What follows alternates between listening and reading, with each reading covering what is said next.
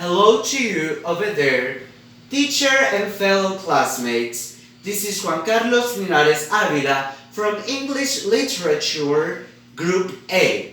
And today I will be briefly talking about the events that took place in the book Oliver Twist from chapter 1 through chapter 14. With no further ado, let us begin with the story time. Oliver Twist was born in a workhouse where his mother had been taken because she had been found the night before lying on the street. She was attended by a doctor and an old woman acting as a nurse. After Oliver's birth, she took him on her arms, kissed him, and then she died. Therefore, Oliver became an orphan. The doctor noticed that the young lady wasn't wearing a wedding ring on her hand. Oliver then was transferred to a baby farm where a fee was paid for the ongoing care of children and babies. The one in charge of this farm was Mrs. Mann. Over there, Oliver received little food, attention, care, or clothing. When he was 9 years old, he was taken from the baby farm by the parish beadle, Mr. Bumble, to the workhouse where he worked, picking up oakum and also untangling ropes to make a material used to seal a ship's seams. Under new regulations of the workhouse, children were fed 3 times per day a bowl of gruel. This is a mixture of oatmeal and some other grains. After some months of this diet, the children were starving. They couldn't take it no more. So, a group of boys, including Oliver, formed a council and they drew lots to see who was going to ask for more food, and it became Oliver's task to do so. After finishing his small bowl of gruel, Oliver approached the master and dropped the iconic line, "Please, sir, I want some more." Overcome by the impertinence of this demand, the master called for Mr. Bumble, who informed the board. The board then decided to put Oliver for an apprenticeship and offered him as an apprentice. While he was waiting for the apprenticeship, Oliver was held alone in a dark and very lonely room. He was taken out each morning to wash in cold water while he was being caned by Mr. Bumble. Every other day, he was taken to the dining hall where he was whipped by Mr. Bumble. And every evening, he was allowed to listen to the children's prayer where they ask God to be served and to be guarded and taken aside from Oliver's vices and sins. Then someone came along. It was a Mr. Gimfeld. He offered Oliver an apprenticeship, but he was a very cruel-looking man. And he was indeed very cruel. Mr. Bumble then took Oliver to meet Mr. Gumfield in front of the board because they had to decide if they were going to seal the deal and make the arrangement. However, Oliver begged them not to let them go with the cruel-looking man. The board then, despite the protests of Mr. Bumble, refused to seal the deal with the chimney sweep, Mr. Gumfield. However, they instructed Mr. Bumble to look for a trading vessel that will take Oliver as a boy of a ship or a ship's boy, hoping that the master of the vessel will flog him to death. However, before Mr. Bumble could set off, to his mission, Mr. Sowerberry, the parish undertaker, offered Oliver an apprenticeship. That very night, Mr. Bumble took Oliver to the house of the Sowerberrys. Over there, Oliver met Mrs. Sowerberry, who did not like Oliver from the very beginning. She complained, "Oh, he is too small." And Mr. Bumble said, "Well, he will grow." And Mrs. Sowerberry replied, "Well, yeah, he will grow because he will eat all of our food." However, she served Oliver a plate of scraps of meat that she had been saving for the dog. Oliver did not pay attention to that and ate greedily all the food. Afterwards, he was sent to sleep to a very dark place. It was under the counter among the coffins. The next day, Oliver was woke up because someone was knocking at the door. It was Noah Claypole, who also worked for Mr. Sowerberry. The two went to the kitchen where Charlotte, the serving girl, served Noah a piece of bacon and instead gave Oliver some bread. Some weeks later, Mr. Sowerberry decided that Oliver's expression of melancholy would make him the perfect professional mourner. A mute, he called it. And then took Oliver to a funeral to learn how the profession was developed. A month later, Oliver's probationary period was to an end. And the town was experiencing at that time a nicely sickly season because of a pandemic that was going on. So Mr. Sowerberry had a lot of work to do. Oliver learned quickly the trade and was promoted to a mute, a professional mourner. He didn't get along with Noah. In fact, Noah was always teasing him. And one day, while Mr. Sowerberry was out, Noah began to tease him about his mother. And when he made a comment about how it was best for Oliver's mother to have died when she did, Oliver could not take it no more. And he brought the large boy down, and Charlotte tried for help. Then Mrs. Sowerberry came along, and in between the two women, beat Oliver up and locked him on the cellar and fetched Mr. Bumble. Noah told the beetle an exaggerated version of the events.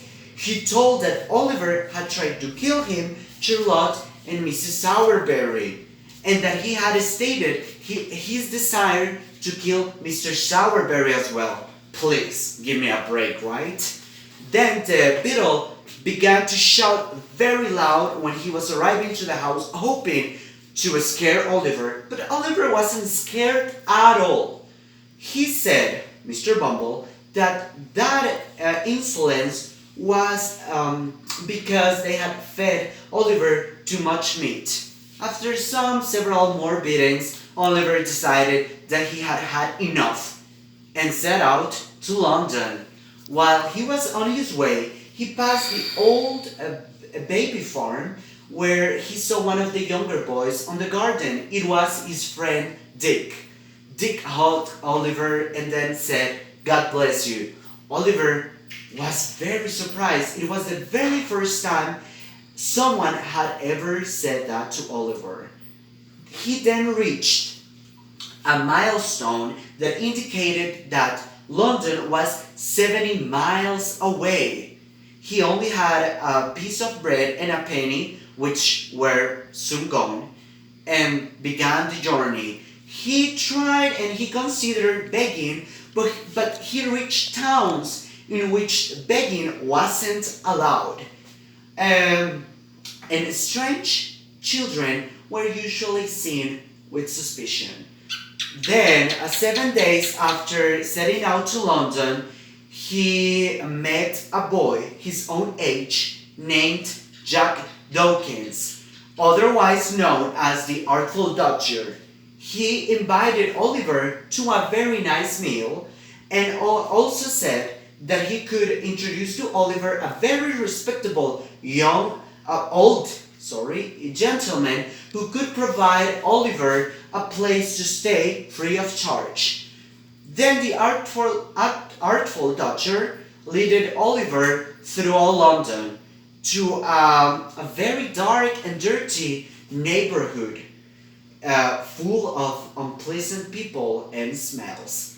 He then was escorted to a room where there were a lot of boys who were smoking and drinking, and there Oliver met an old man who introduced himself as Fagin. He had red hair.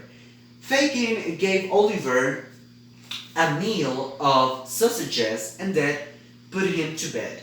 The next day, Oliver found himself alone with Fagin, and when Fagin took a metal box out of somewhere and started examining its content, it included jewelry and a gold watch.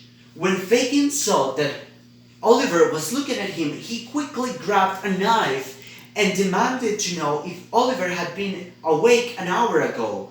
After Oliver assured him that he hadn't been awake an hour ago, Fagin calmed down and he explained that the things within the metal box were his. Then Jack Dawkins, the Artful Dodger, arrived with one of the other boys that was named Charlie. They gave to Fagin some pocketbooks and some handkerchiefs. Fagin explained to Oliver that the boys had made those, but Charlie laughed at it. Afterwards, they began to play a game where the boys tried to take out things from Fagin's pockets without his noticing. This game lasted a couple of hours when two young women arrived, had a few drinks, and then left with Charlie and Jack. The next couple of days, Fagin taught Oliver how to pick needlework from handkerchiefs, and they continued playing the game where they tried to pick up things from his pockets without him noticing. After several weeks of this very curious activities, Oliver was allowed to go out with Jack and Charlie. They went outside and he was wondering what was he going to learn to make first, handkerchiefs or pocketbooks. However, Charlie began to steal fruits and vegetables from the market stalls. And when Jack spotted a very well-dressed gentleman on a bookstall, he quickly took his handkerchief from his pocket. Realizing what was going on, Oliver began to run as the other two ran as well. Soon, a crowd was following Oliver, included Jack and Charlie, and they were screaming, "Thief! Thief! He is a thief! Get him!" Oliver was then stopped by a man with a fist on his face. The gentleman arrived and he seemed very concerned about Oliver's injuries. With the gentleman on attendance, a policeman escorted Oliver to the police station. Over there, he was kept down in a cell, and then he was brought in front of the police magistrate, Mr. Fang, to answer some questions. The gentleman whose handkerchief was stolen, introduced himself as Mr. Brownlow, and he said that he couldn't for sure tell it was Oliver the thief. But he seemed very concerned about Oliver's health because Oliver seemed very sick. In fact, Oliver was so sick that he couldn't answer any of the questions that Mr. Fang was asking him and passed out in the court. Then Mr. Fang sentenced Oliver to 3 months of hard labor and was escorted out. In that moment, the bookstall keeper came in and testified that it hadn't been Oliver the thief, but his friends. Realizing the mistake, Mr. Fang then revoked the sentence. When Mr. Brownlow came out of the station, he saw Oliver on the street lying, shivering and sweating. He then called a coach and took Oliver home.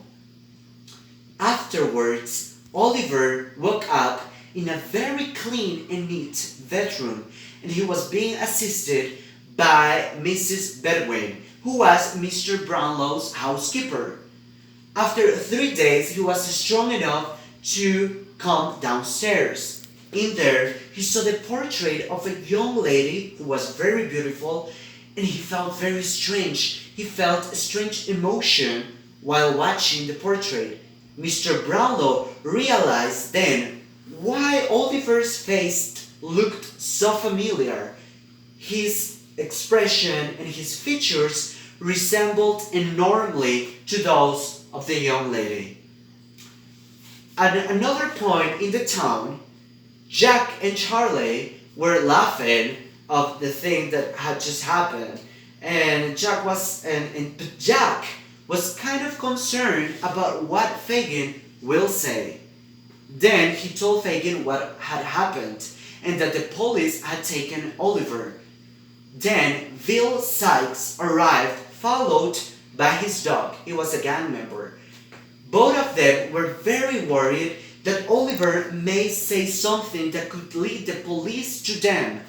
However, they didn't know what to do. They knew that they had to retrieve Oliver, but neither the men nor the children wanted to endanger their freedom. Then Bill decided that his girlfriend, Nancy, should do it. Nancy went to the police station to find out about the information of what had happened to Oliver. And when she came back and told everyone that the gentleman had taken Oliver to his home, Bill decided that Jack and Nancy should go and take Oliver back. Then Oliver was with Mr. Brownlow, and one day they were sitting in his study, in Mr. Brownlow's study, and they were discussing Oliver's future. Oliver learned that most of the people that Mr. Brownlow loved had already passed away. And just as Oliver was about to begin telling the story of his life, a guest arrived.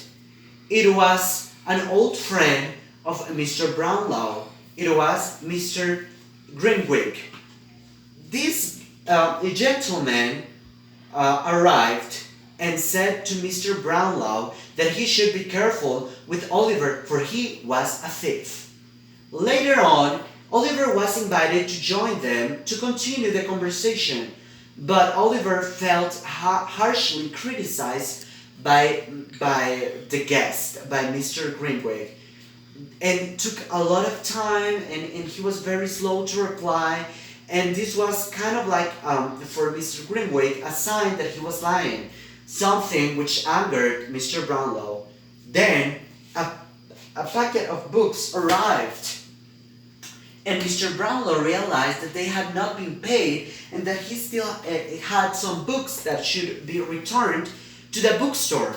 He decided to send Oliver to attend these matters, and so was it. When Oliver departed, Mr. Grimwig, however, warned his friend. He said, "With new clothes, money, and an amount of valuable books, that boy will not return and will join his friends, the thieves, and he will laugh at you." The two gentlemen then sat and waited as the night began to fall. And that is how chapter 14 concludes. This has been my brief intervention. My fellow classmates are going to keep on telling the adventures of Oliver Twist. Thank you so much for your attention. Have a lovely evening. Hello, my name is Jose Armando Lopez Sandoval, and today I'm going to talk about the chapter number 15, until chapter number 27 of Oliver Twist. But first of all, I'm going to talk about the chapter number 15 and the events that happen in this chapter. So let's start it and let's get in context. So first of all, it says that William was in the bar with his dog, and it says that he was really focused when suddenly his dog started barking, and this get really upset at William, and it says that he started hitting his dog with his foot when suddenly his dog bite him, and this get really upset at William, and it says that he took a really big knife out of his pocket, and it says that he started fighting with his dog. Well, it says that suddenly someone opened the door of the bar and the dog ran out of the bar. Well, the person who opened the door was Fahim, and it says that William, when he realized that was Fahim, he started arguing with him.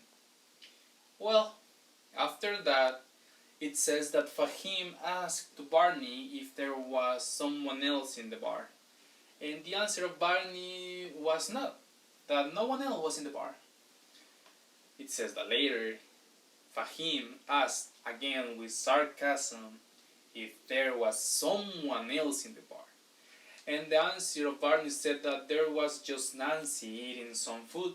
Well, when William heard this, he said to Barney to bring Nancy with him. Well, when Nancy approached to William, it said that they start talking about some business. Well, later on, after some minutes, it says that they left the bar together. Well, after that, in the same chapter, it says that Oliver Twist was walking with some book in his hand, and he was going to a library. Well, when he was walking, he crossed to an alley that was the wrong one, and when he realized that was the wrong one, he doesn't care because he was in the middle of the alley. Then he continued walking, and it says that suddenly a woman approached and hugged him from behind. When he realized what was happening, it says that the woman starts saying that was his little brother and that she was her sister. And Oliver Twist was really upset because he hasn't have a sister, a father, or a mother. Well, it says that he started talking with the woman that was Nancy. And it said because for a lot of noise that was happening in that place, some neighbors approached to see what was happening. Well, later it says that Nancy tried to convince all the neighbors to set to Oliver Twist to go with her. Well, later on, because of the confused and a lot of noise that was happening, it says that Oliver went with them through a lot of alleys, and when he was asking for help, it says that someone told him that no one was gonna listen at him. And these are the events that happen in this chapter. So now I'm going to talk about the events that happen in the chapter 16. But just to be honest with you, there are not a lot of events that happen in this chapter. The only event is that William and Nancy took Oliver through a lot of alleys to arrive to an abandoned house.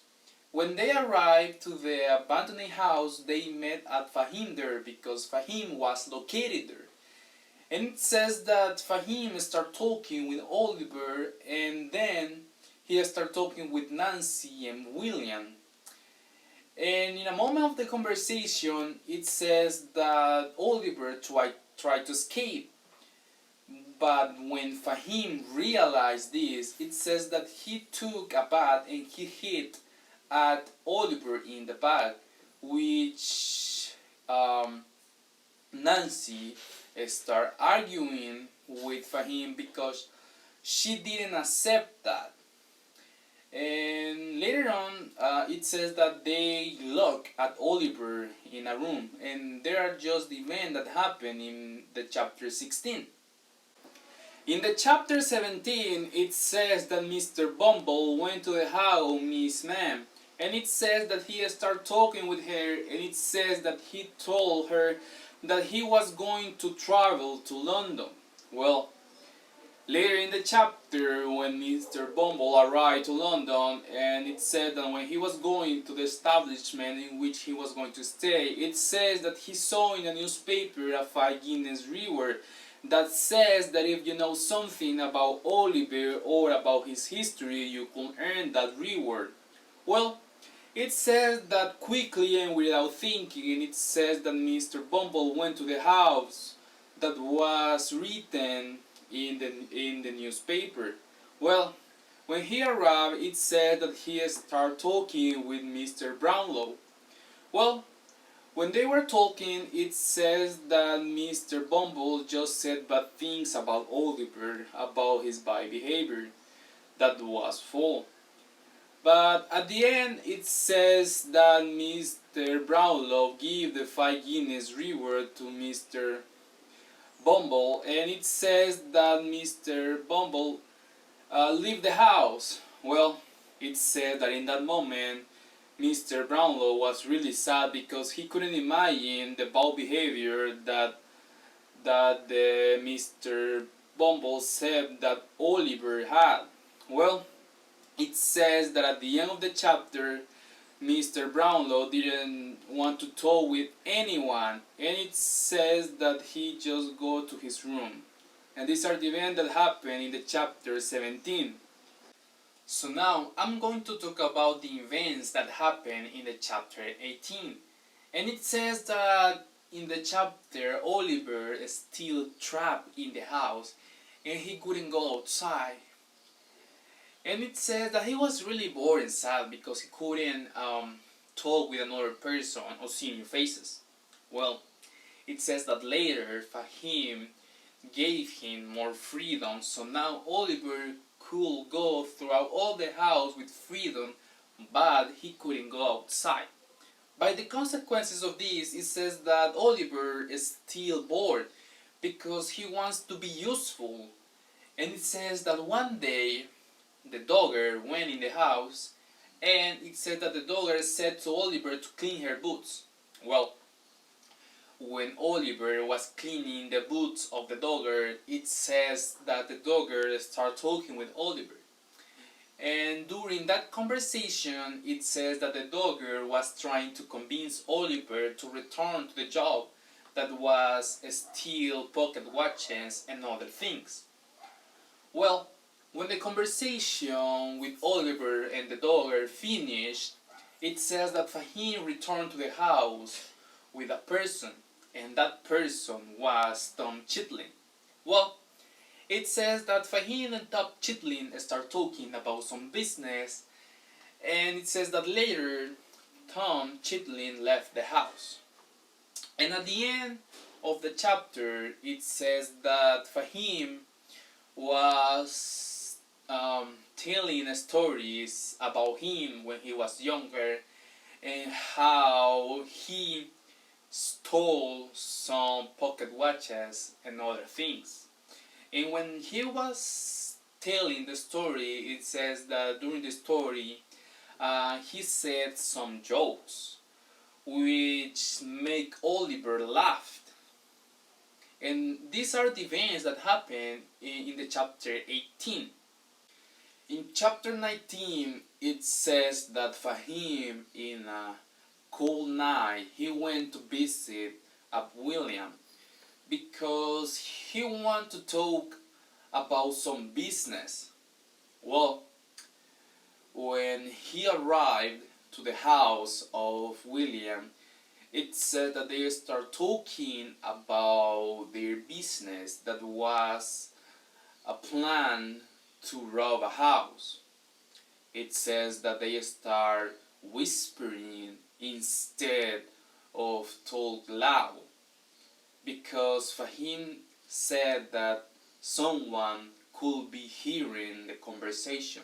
Well, it says that during the conversation, William said that they will need a kid because in the house there was a little spot in which just a kid could get in. Well, when Fahim heard this, he suddenly said that the kid that they will need was Oliver. And this is what happened in the chapter 19. In the chapter 20, it says that Fahim gave to Oliver a new pair of shoes. And it says that when Oliver wakes up and he saw those pair of shoes, he thought it was a sign of his freedom, that now he could leave the house. But it wasn't. It says that when Fahim was having breakfast and he saw Oliver, it says that Fahim said to Oliver that someone that night was going to come to take him to the house of William. Well, it says that Fahim said to Oliver to be waiting next to the door with a candle. It says that that night Nancy came to the house of Fahim to take Oliver to the house of William. Well, it said that they talked for a while, and it said that when they arrived to the house of William, it says that William started talking with Oliver. And it said that in that conversation, William threatened Oliver, saying that if he tried to escape, he was going to put a bullet in his head. Well, it says that at the end of the chapter, they went to sleep because they were going to leave the house like at 5 a.m. Well, in the chapter 21, it says that they leave the house like at 5 a.m.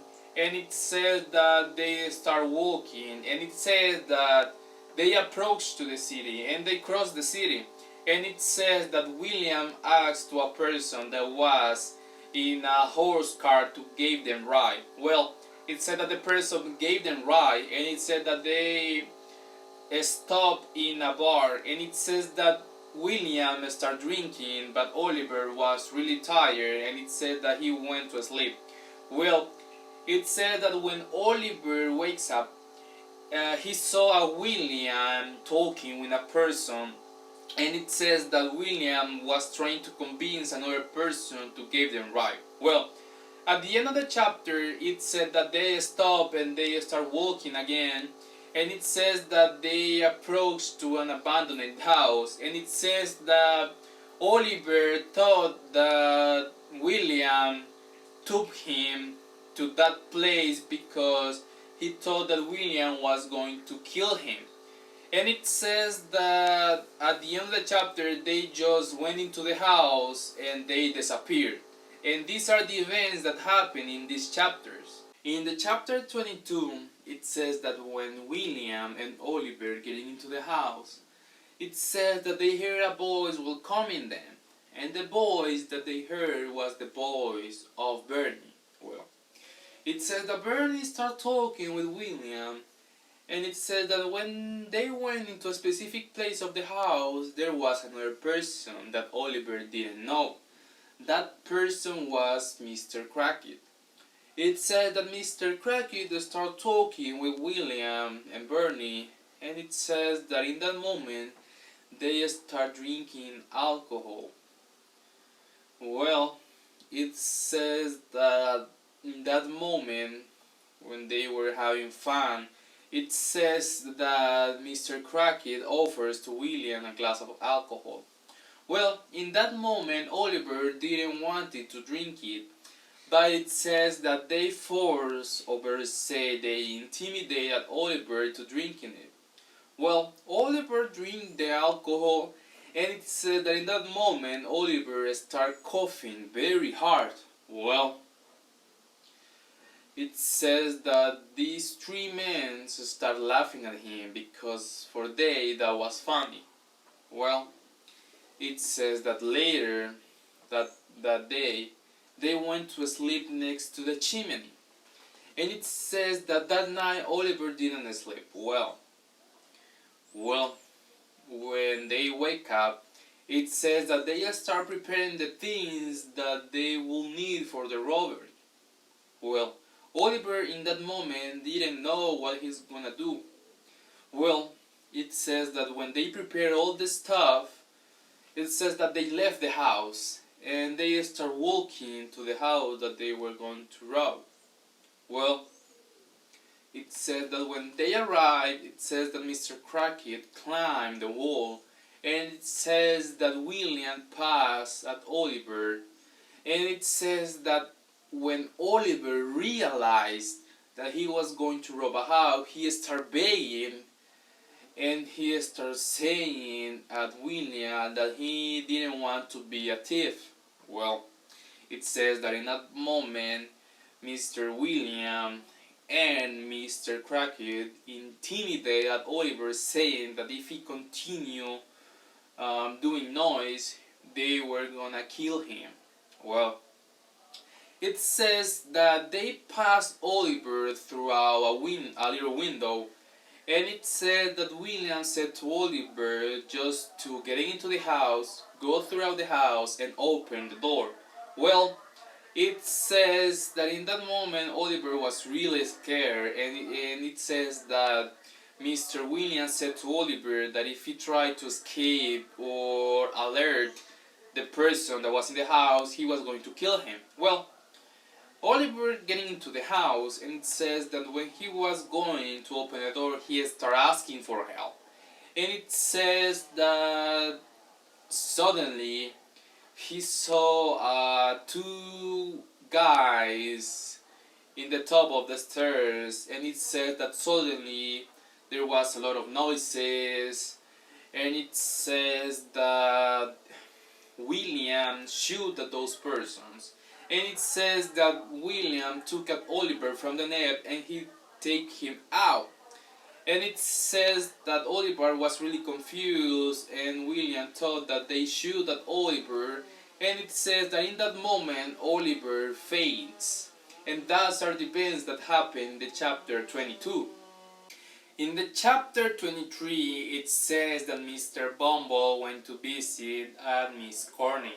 And it says that they start talking about how Miss Corney helped the homeless people by giving them some food or other things. Well, it says that later in the chapter, when Mr. Bumble was leaving the house, it says that Mrs. Corney invited him to take a cup of tea. Well, it says that he agreed. And when they were drinking the cup of tea, it said that Mr. Bumble was approaching little by little to Miss Corney. Well, it says that when he was really close with her, it says that he kissed her. Well, it said that Mrs. Corney was in shock, and it said that Mrs. Corney said to Mr. Bumble that if he continued doing that, she was going to scream. But suddenly a lady knocked at the door of Miss Corney. Well, it says that she went to look, and it says that the lady said to Miss Corney that the dying woman was really sick. Well, it says that Miss Corney said to Mr. Bumble to wait for her. Well, and it says that Miss Corney left the house with the lady. And it says that Mr. Bumble was in the house of Miss Corney looking at the things that she had. Well, in the chapter 24, it says that when Miss Corney arrived at the house where there was the dying woman, and she went to the room, it says that there was other two ladies, and they were waiting for the death of the dying woman. Well, it says that the dying woman said that she wants to be alone with Mrs. Corney. Well, he said that later, the two ladies that were in the room, it said that they left the room. And it says that the dying woman started talking with Mrs. Corney. Well, it says that the dying woman said to Miss Corney that she helped a woman with his childbirth.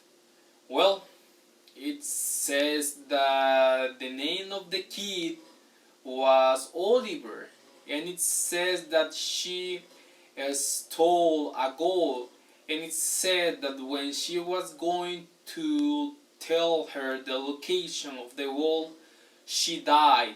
And these are the things that happen in the chapter 24. In the chapter 25, it says that Fahim was playing poker with the Dogger, with Charles Bates, and Mr. Chiblin.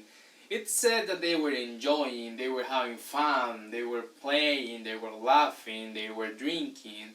And it said that in the middle of the game, Mr. Crockett arrived, and it says that he started talking with Fahim, telling him what happened with the plan. And it says that Mr. Crockett said to Fahim that the plan didn't work, that the house that they planned to rob, it says that the people there start following them. And it says that when they start following them, it said that they leave at Oliver behind and they run away. Well, it says that when Fahim heard this, it said that he immediately left the place. In the chapter 26, it says that he was going to the bar when William used to be because he was looking for William. Well, it says that when he arrived, he said to the bartender if William was there. And the answer of the bartender was not. That maybe he could arrive in 5 or 10 minutes. Well, it says that Fahim said to the bartender to tell William to look for him at his home at night. Well, after that, it says that Fahim left the bar and it says that he went to the home of William looking for him. It says that when he arrived, he saw there at Nancy drunk, and it says that he started talking with Nancy asking where could be William.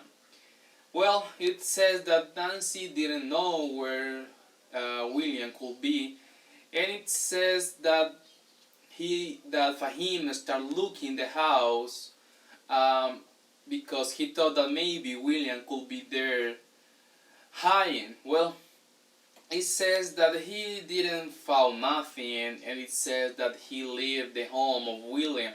Well, it says that later in the chapter he arrived to his house, to his home, and it says that when he was getting in, it says that he heard a voice from the shadows, and it says that this unknown person started talking with Fahim. Well, it says that Fahim said to this unknown person to get into his home and talk there. Well, this unknown person was named from Fahim as monks. Well, it says that they get into the house and they went into a room where no one could hear what they were talking. Well, when they were talking, it says that monks saw a white woman with a white dress, and it says that he shocked and he was really scared because he thought that no one was there. And it says that monk said to Fahim if he looked at the girl. Well, it said that Fahim said to monks that was his imagination. Well, it says that they start looking the house for the white girl, and it said that they didn't find her. Well, it says that at the end of the chapter 26, that monks said the goodbyes to Fahim and he left the home. And this is what happened in the chapter 26. In the chapter 27, it says that Mr. Bumble is still in the house of Miss Corney, and it says that he continued looking at the things that Miss Corney has in his house, and it says that he looked all the things carefully. Well, after a while, it says that Miss Corney returned to the house, and it says that Mr. Bumble looked at her, and it says that she looked in shock. Well, it says that Mr. Bumble offered to the lady a drink. Well, after that, it says that it says that Miss Corney start talking about how the dying woman died. Well, it says that later Mr. Bumble approached to Miss Corney and it says that he kissed her again. Well, it says that at the moment Miss Corney fell in love and it said that they start talking lovely. Well, and it says that Mr. Bumble said to Miss Corney that he wants to marry with her. Well, after that it says that Mr. Bumble left the house and it says that he was going to send a coffin for the dying woman. Well, at the end of the chapter, it says that Mr. Bumble went to his establishment and it says that they found a Charlotte and a Noah and it said that they were drinking and they were kissing each other. Well, and it says that he started arguing with them and at the end it says that he told them just to not continue doing that and it says that Mr. Bumble said to Noah to prepare the coffin for the dying woman. And these are the most important things that happen in chapter 27. Okay, I will continue with the book Oliver Twist and with the chapters 28 to 42. When Oliver returns to the house that they have previously stolen, he returns injured and shocked. And people who work in the house threat him and call the doctor. After the doctor check on Oliver, the doctor affirms that Oliver was fine considering his injury. Rose, who is Miss Miley's niece, wanted to see the robber, but his aunt hadn't allowed it. Finally, they accept to see the robber. When they saw the Oliver, they were surprised because they expect that the robber was older and Oliver was just a boy. So they thought that Oliver could not be a robber. Oliver woke up and they heard how he was involved with criminals. After this complicated situation, another situation happens to Oliver because two investigators came in the house to discuss about the robbery, and the Mileys and the Dr. Lonsborn deny investigators because they could arrest Oliver for being homeless and far from home. But the investigators left the house believing the history that the Mileys told them about another robber. And the next day in London spread the news that two men and a boy was arrested. So Oliver will be free for suspicious. Oliver staying at the Miley's house, and they take care of him with a great interest. But Oliver not only was injured, but also had a strong fever. But the Mileys and the Dr. Losberg take care of him until he recovers. When Oliver recovers, he traveled to Dr. Losberg with Dr. Losberg to London and to meet the Mr. Brownlow and Mr. Bewin. So Oliver will explain why he never returned of his trip in the bookstore. But when they called the door, a servant told him that Dr. Brownlow uh, goes out the house, and we travel to West Indians. Oliver was worried about that, but the Dr. Lonsburn suggests Oliver to return to Chelsea. In Chelsea, and the the weather is warm, so Oliver had a great time to record with living with the Mileys, and he been to studying with that old man, a tutor, because he never had a formal education. And on Sundays, he begins to go to church with the Mileys. One day, Rose was playing the piano for his aunt when suddenly she felt bad. Miss Miley was afraid because she thought that Rose would get sicker and died. Oliver was surprised about the negative thing of her. But the next day, Miss Miley sends Oliver to Dr. Lonsburn with a letter. So Oliver runs 6 kilometers to the market to send to Dr. Lonsburn the letter by car. When Oliver was coming home, he almost collided with a stranger, and the stranger calls Oliver, and Oliver was surprised about the man's reaction.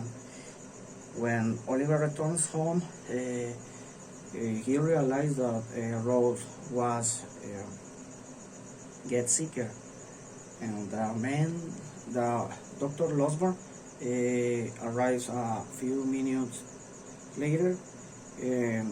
A few days of anguish, the Dr. Lonsburn gave the news that Rose was beginning records. When Oliver heard the news, he come back to the house and to meet with Giles. Giles was with a stranger, and the stranger asked Oliver if Rose was fine, and Oliver answered yes, Rose was fine. After that, the stranger introduced himself as Harry Miles, son with Miss Miles and Rose cousin. Then Harry entered the house and talking with his mother about Rose. Apparently, Harry had a romantic love for Rose. For the next day, Harry stayed at home waiting for Rose. When Rose get better, Harry talking with her, and even though Rose likes Harry, but she was uncomfortable because Harry could lose her job as a lawyer, and also his political position. So Rose asked Harry that he left the house, but Harry declares his love for Rose, and then Rose answered that it is better that he forget her because she doesn't allow it, and he could lose his future about her. So apparently Rose had a secret that she doesn't tell him. So Harry proposed to return in a year to propose marriage to Rose, and Rose agreed. Harry was happy because in a year Rose could change her mind and maybe could say yes.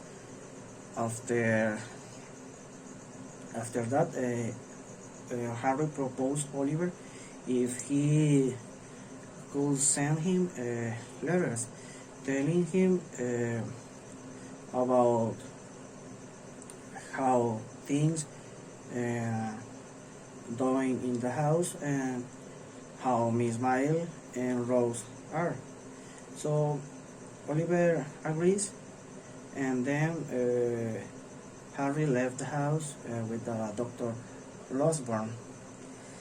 In chapter 37, we return to the history of Bumble and Miss Cornell. Now Miss Bumble, because they get married and always they fight because Mr. Bumble was lazy. One day they visited asylum. So when Mr. Bumble was look at the lady room, a group of women, Miss Bumble insults in front of them. Mr. Bumble comes out annoying and goes to drink something in a pub. In a pub, Mr. Bumble meets monks. Monks told him that he was knowing about Oliver, about Mons Oliver, and about Old Sally. Also, he told him that he was knowing about a packet, and that packet was owned by Miss Bumble. And after that, they negotiate an interchange. Monks gives 25 coins of gold to Miss Bumble, and Miss Bumble gives the packet to Monks. In the packets were a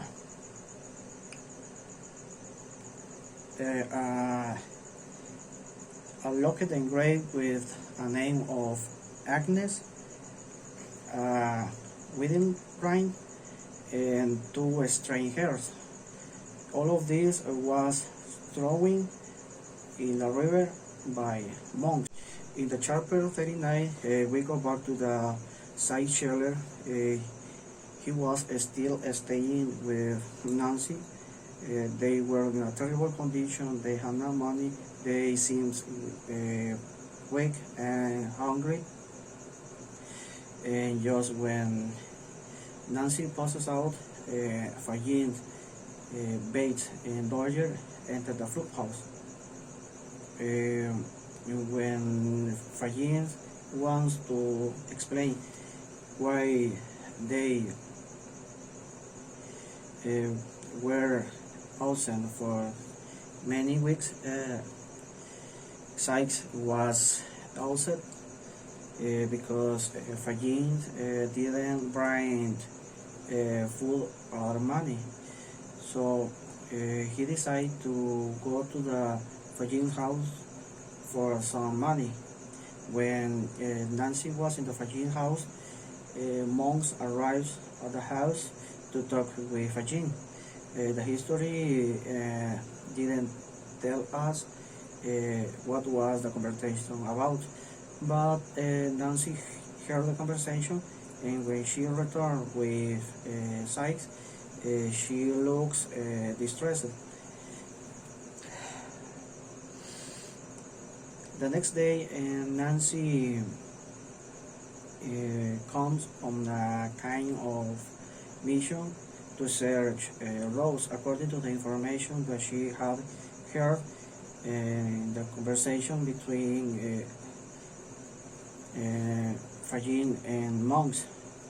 Um, she wants to tell Rose about the plans that Fagin and Monks had when when she when Nancy was with Rose.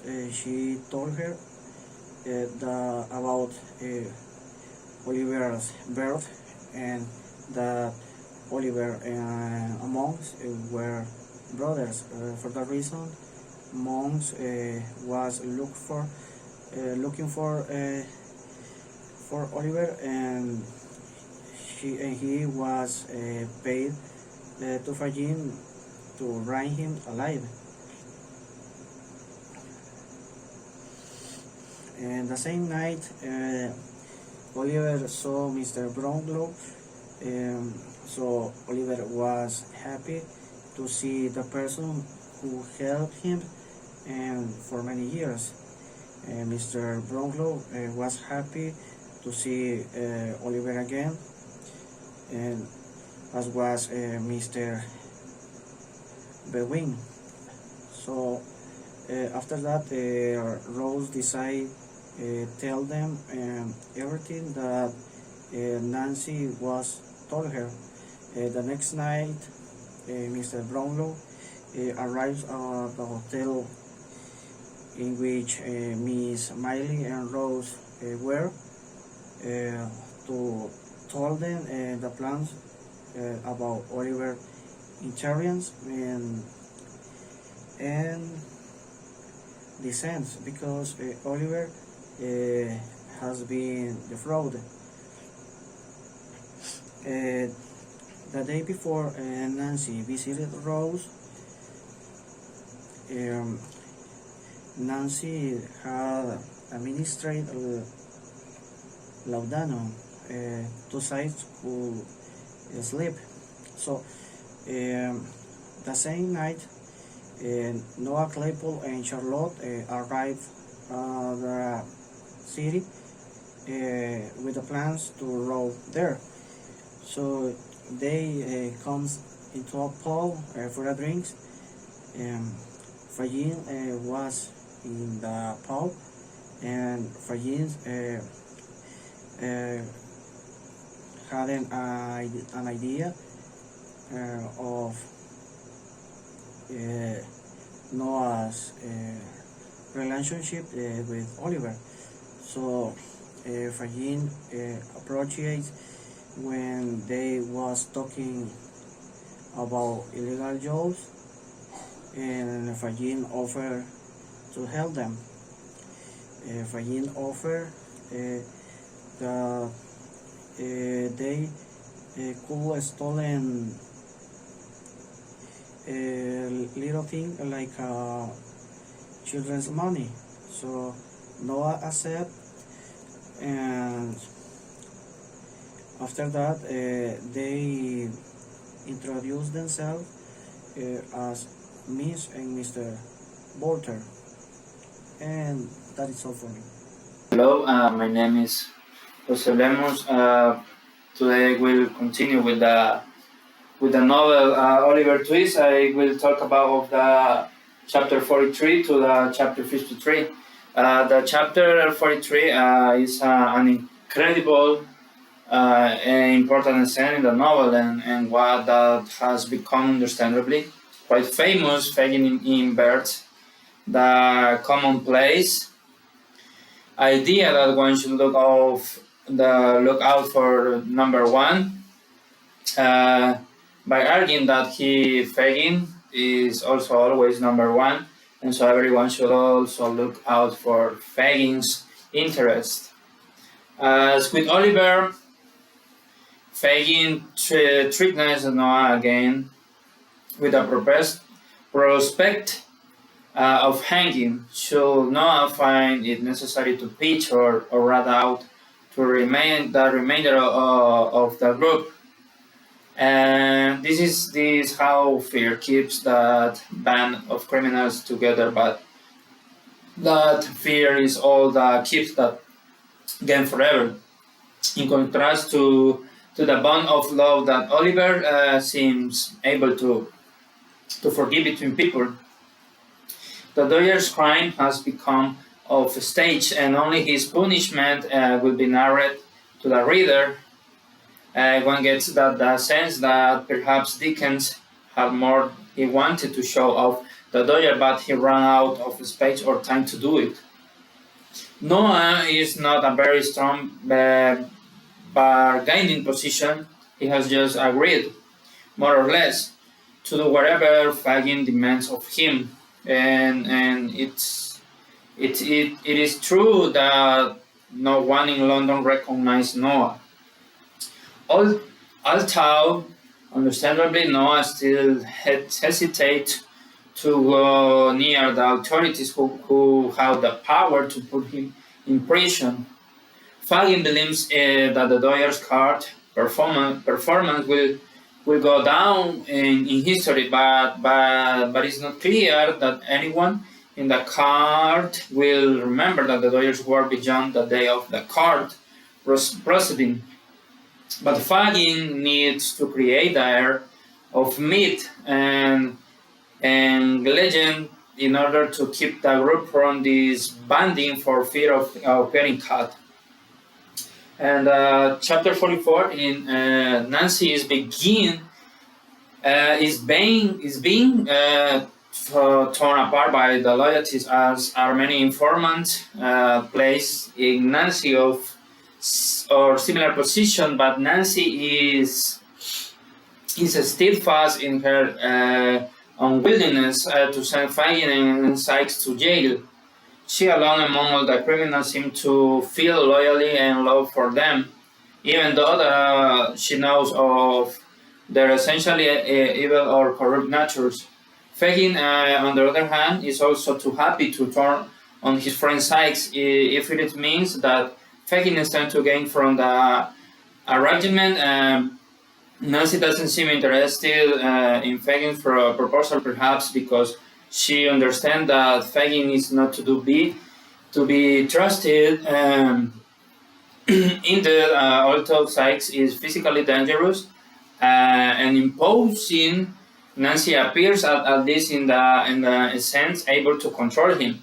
Far more terrifying is the untrammelled cunning of Fagin.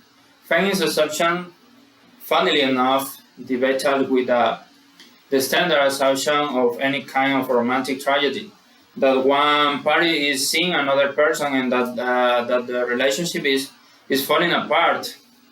Little does Fagin know, however, that Nancy has no lover, only a friend in Rose. I will continue with chapter 45. Noah is happy to perform any task that doesn't seem to offer him the possibility of physical harm. Spying, that is a perfect activity for Noah, one that allows him to be used for Fagin and which keep him, or so he thinks, significantly out of harm's way. A motive is then developed in the novel of conservation being over here or partially over here by other characters. Noah is spied by Fagin earlier, and Fagin blackmails Noah with the information that Noah is tasked with doing the same thing to Nancy. The chapter 46. This chapter Brownlow tends to make a moral decision quickly when he first met Oliver. After he believed Oliver had taken his wife, Brownlow looked closely at the boy and realized all of a sudden that Oliver was incapable of the theft. Here, after hearing very little from Nancy, Brownlow is convinced that she is telling the truth and he can trust her. Of course, Brownlow was deeply shaken when he believed in Oliver, and then Oliver ran away, which was perhaps why Brownlow then tried so hard to find out more information about Oliver's life.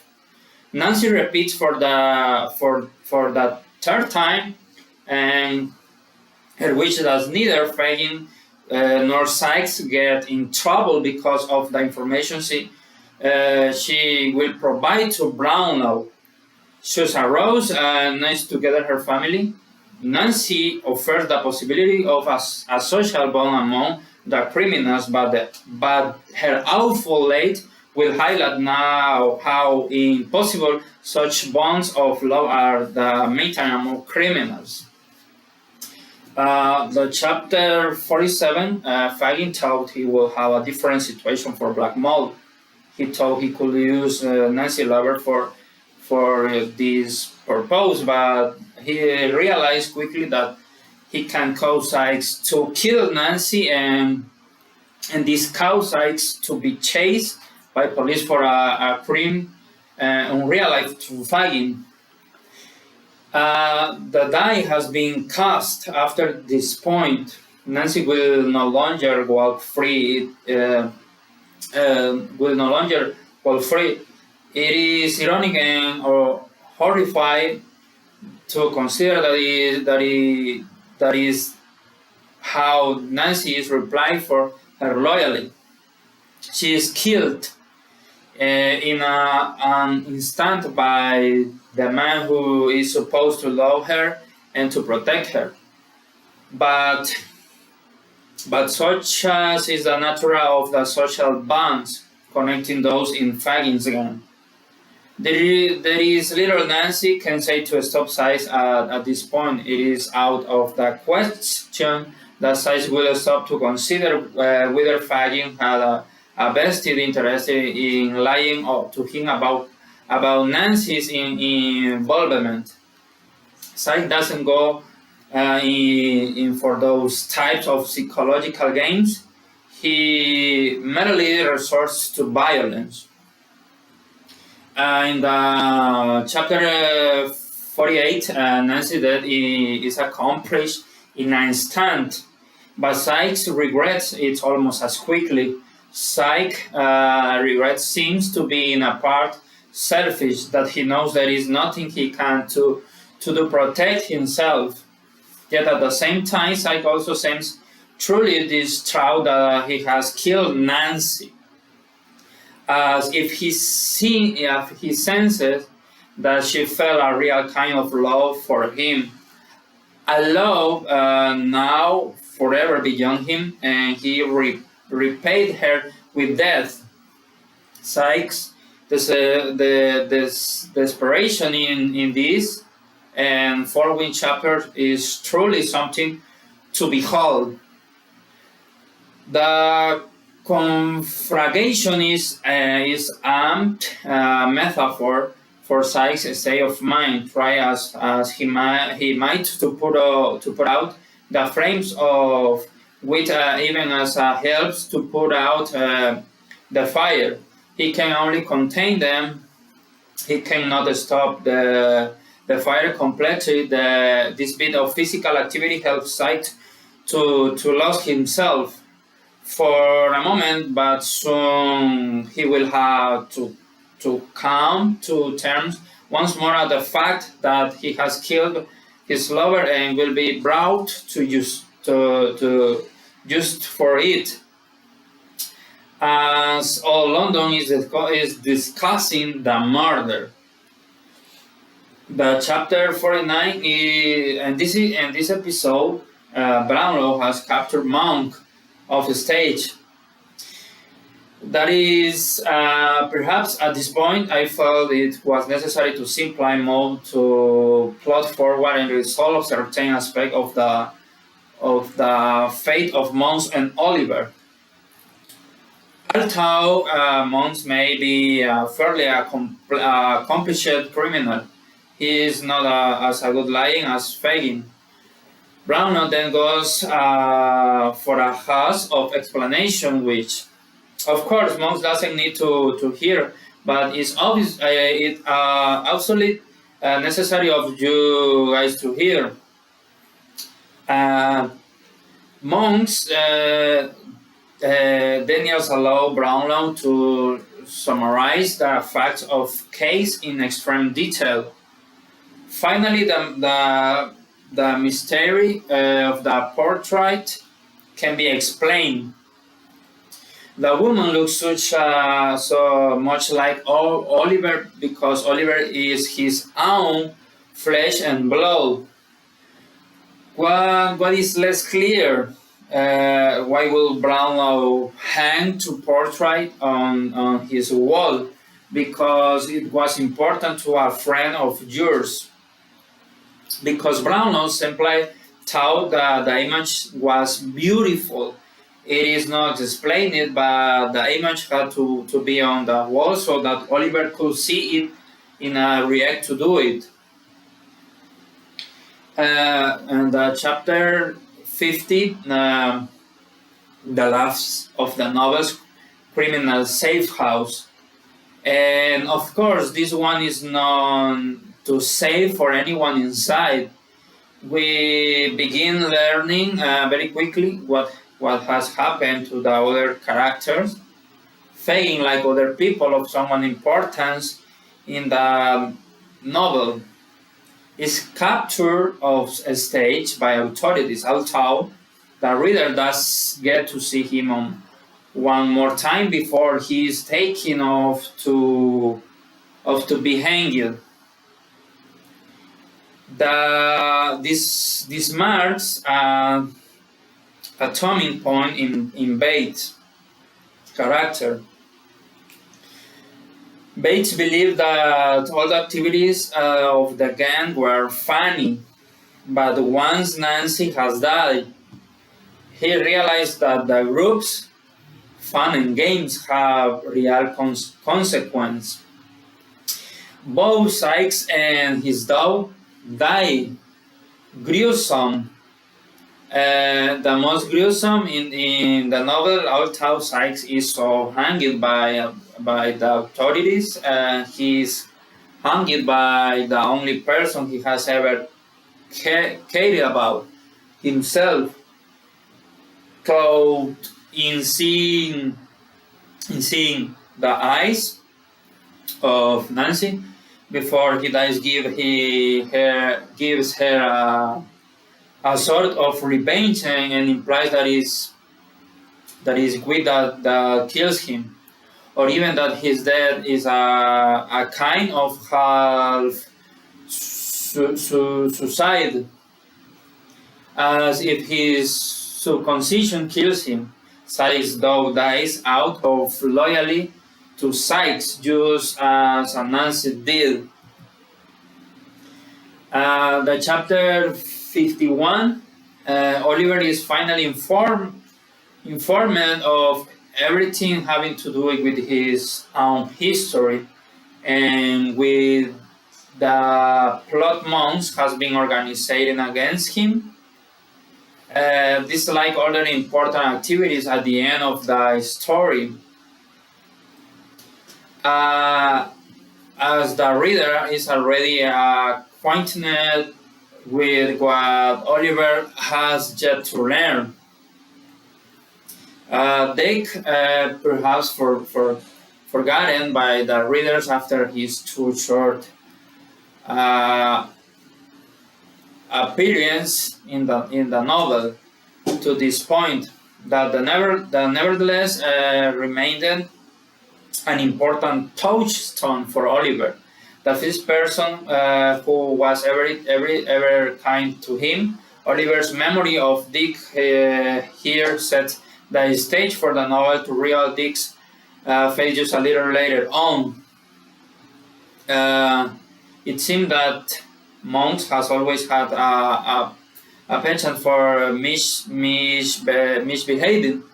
As thought, his criminal nature is born in him and not just a product of the society around him.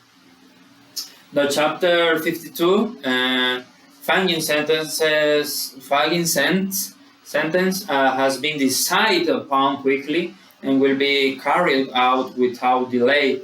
The British justice system at this time didn't have provision for appeal, nor the legal protection of due process, meaning that Fagin will die within the days of his trial.